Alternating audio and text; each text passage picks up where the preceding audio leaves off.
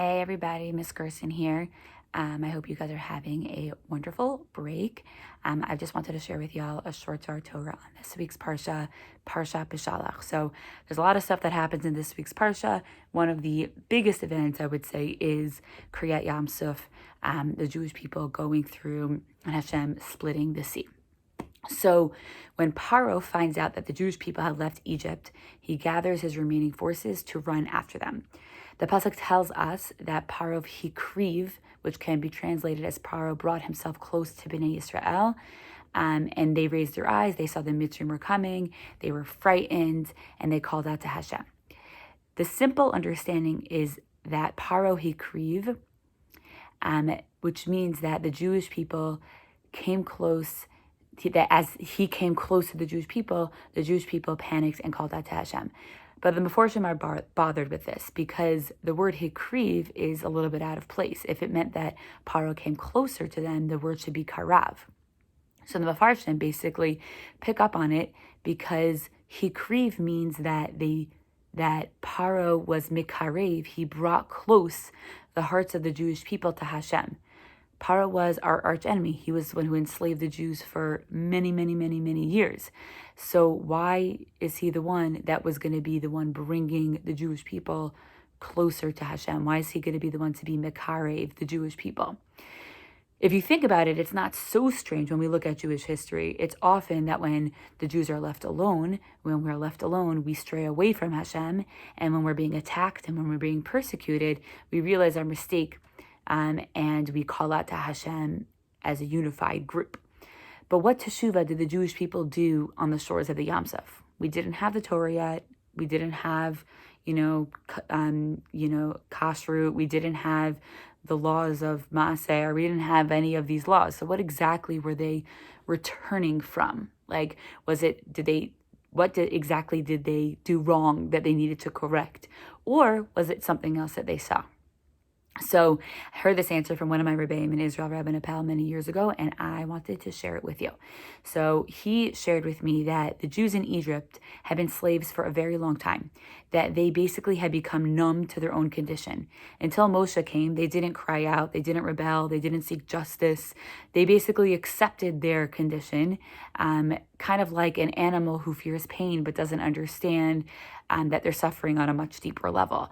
The Jewish people at this point were losing their humanity. And the Jewish people had become apathetic, not only to their relationship with Hashem, but their existence as a whole. When they were leaving Egypt, they started to be awakened to this new reality, but they weren't exactly there yet. They're still not active participants in their own destiny. And then they see the Egyptians coming after them. This empire that was slowly kind of becoming destroyed, and yet it was this 600 soldiers, all of these people, they were coming after them, and they were scared, and they realized, these are the Egyptians that had done so much to us over this extended period of time. They had hurt us, they had pained us, they had enslaved us for many years, and even though they weren't at their strongest, they were still coming after us. And these Egyptians who, as I said before, were starting to become the beginning of a destroyed nation, they were willing to give up their lives to recapture the Jews, even though they themselves, the war had already been lost, they had already lost. And that is when the Jews wake up from their apathy. They wake up from their slumber and they realize that there are some things that you need to be willing to give up your life for. They realize that they need to act and not just be passive. They realize that they need to take their life seriously and be active to start slow. And this starting slow is calling out to God at first, but then Hashem directs them. And, they jump into the Yam Suf and they take action in their own destiny. They take control of their lives. They take control as a nation and they say, we don't need to be apathetic. We can be stronger than that.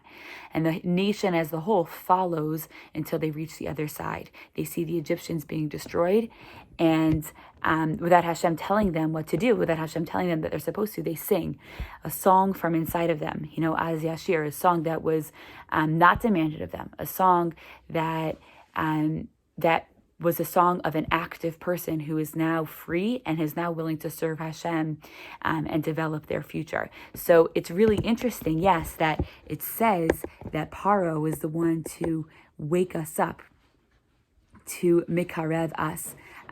But that is what essentially happened. He woke up in the Jews this ability to be active, to be the ability to go out and take control of our lives. And Be'ezrat Hashem, we will not need another paro in our lives to wake ourselves up.